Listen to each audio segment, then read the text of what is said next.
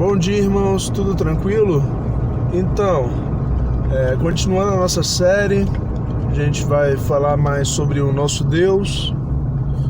E hoje a pergunta que eu faço para você é: quem é Deus? Quem é o nosso Deus? Como você define o nosso Deus? E eu já parto da premissa que o nosso Deus não pode ser definido completamente por nós. Se a gente buscar na Bíblia, a palavra de Deus define Deus de várias formas. Ele se define como eu sou. No começo da criação chamavam ele de eterno. Ele se define como Senhor, Todo-Poderoso, Onisciente, Onipotente. Várias definições. E a gente tem que buscar saber quem a gente ama, saber o Deus que a gente ama. Então, basicamente eu vou abordar 3 aspectos do Deus que a gente ama. Ele é o nosso Pai, ele é juiz e ele é o rei. Então, para a gente começar falando, vou falar sobre o aspecto do Pai.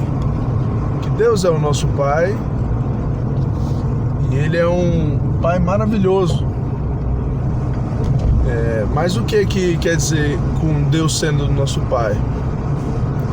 O Pai é basicamente a característica amorosa de Deus. É a característica da misericórdia, da graça, do Deus que vai buscar o filho perdido, que não desiste do filho, que busca de todas as formas a ovelha perdida. Esse é o Pai. Ao mesmo tempo que o Pai também já tem a consciência e tem a característica da disciplina. Porque por mais que o Pai ame, o amor do Pai envolve a disciplina. Porque não existe amor sem disciplina, não existe amor sem querer o melhor da pessoa, sem correção. Não existe amor assim.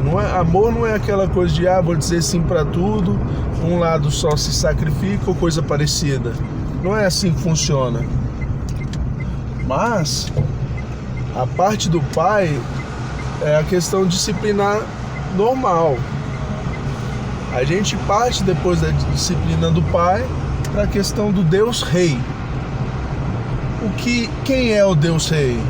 Deus Rei é o Deus onipotente, é o Deus todo-poderoso, é o Deus que controla, que governa tudo, que é o dono de tudo.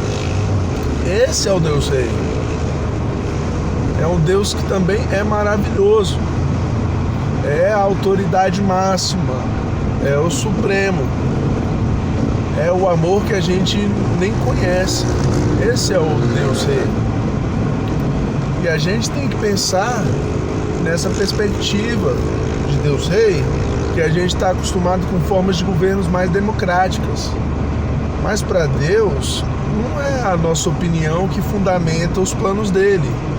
Não é o que a gente acha, não é o que a gente tem de valores, não é a nossa perspectiva de mundo. A gente que tem que se alinhar à perspectiva de Deus, e não Deus alinhar a nossa, não Deus viver a nossa vontade. Não é assim que funciona. É um reino. No reino tem uma hierarquia e Deus é o rei. Nós somos servos e como servos nós temos que obedecer, nós temos que entender a vontade do nosso Senhor e fazê-la com afinco.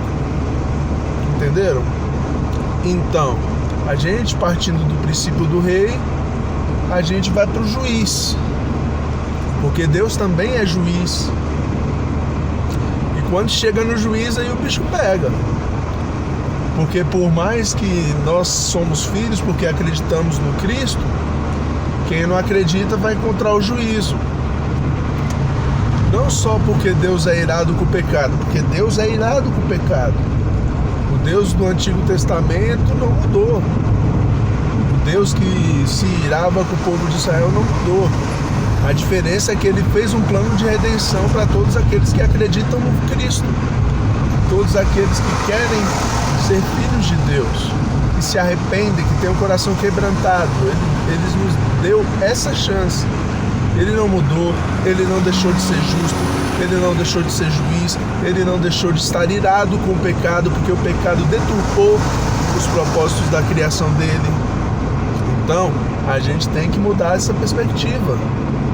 Não adianta a gente ficar pensando que depois da graça eu posso fazer o que eu quiser, depois da graça eu tenho liberdade.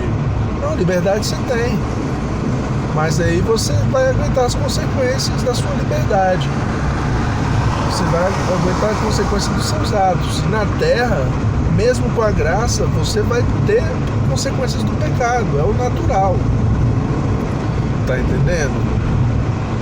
Você pecou, você se arrependeu, você encontra a redenção em Cristo. Mas as consequências aqui da terra você vai encontrar também. Então, o pecado não é brincadeira. E Deus não brinca com o pecado, Deus está irado com o pecado. Deus é tão irado com o pecado que ele criou e mantém o inferno. Muitos pensam que o inferno é só um lugar de raiva, que o inferno é só uma prova que Deus é irado, que Deus fica pensando que Deus é cruel ou coisa assim, mas não. O inferno também serve para proteger os filhos de Deus, para proteger os filhos de Deus de quem não tem o mesmo coração, de quem tem a iniquidade dos pecadores, que não tem o coração quebrantado. Então, a gente tem que ter essa perspectiva também. Deus também é juiz. Ao mesmo tempo que ele é rei, ele é pai. E nenhuma característica dele diminui a outra. Deus não é mais ou menos pai a partir do momento que ele exerce o juízo dele. Deus não é mais ou menos rei a partir do momento que ele ama seu filho e vai buscar o seu filho. Deus não é mais ou menos juiz a partir do momento que ele governa tudo com todos. Então a gente tem que ter essa clareza mental também, para a gente não seguir num vazio, não seguir uma doutrina errada de achar que a gente vai fazer libertinagem ou coisa parecida e ficar impune, que a gente está impune ao pecado. Uma hora Deus vai cobrar, está lá nas Escrituras. Então a gente tem que saber quem é o nosso Deus, em todos os aspectos. Ele é maravilhoso, ele nos ama, mas ele também é juiz, ele também é rei. Nós temos que ser submissos à vontade dele. É tudo isso.